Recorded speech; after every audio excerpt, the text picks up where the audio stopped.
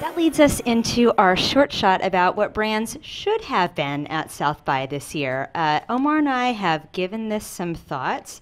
And Omar, how about you start off with some of the brands that clearly should have had a presence?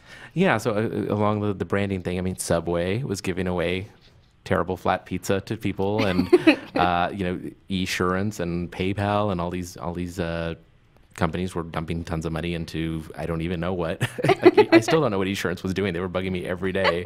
Come to our booth, get our thing. I'm like, for what? What do I do with that?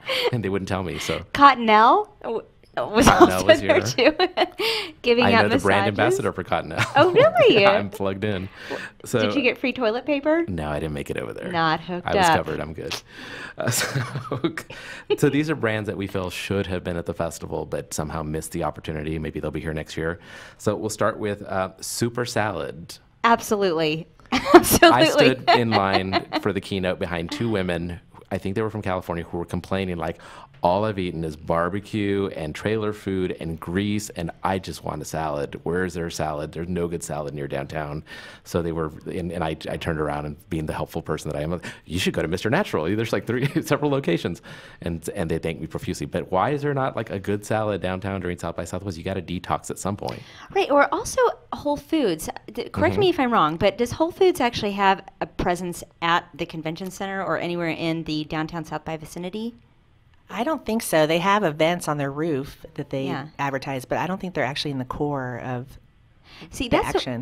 That's the one that shocks me the most, because an Austin-based company, I'm sure they make bukus of money for people just coming to them, but still, I mean, it would be a Whole Foods trailer right across from the convention center. I would have been there every day. And can't you see like a make your own salad, like something techie, they were 3D involved food with printed salad. They were involved with Cheeses of Europe. I don't know if you heard about that. I heard about it. And I know Whole Foods was somehow, I talked to the rep there, and he said they worked with Whole Foods to get the cheeses stocked for this particular event. So, well, next year, step it up, Whole Foods, because we need you there.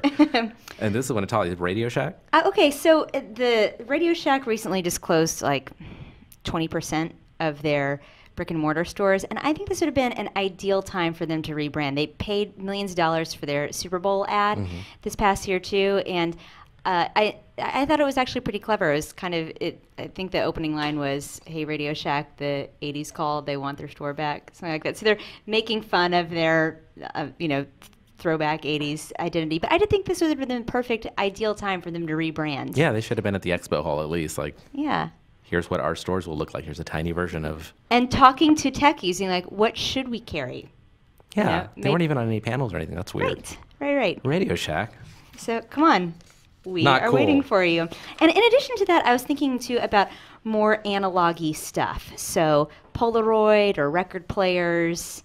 But you tell me, would techies laugh at that? Would they think that was like dumb, or would it be charming? Alyssa, who does our recording, suggested beard oil, which I think is brilliant. That is brilliant. Why was there not more beard oil at South by Southwest? Plenty of beards. The public not wants enough to oil. know. And Dr. Scholl's, that was another of her suggestions.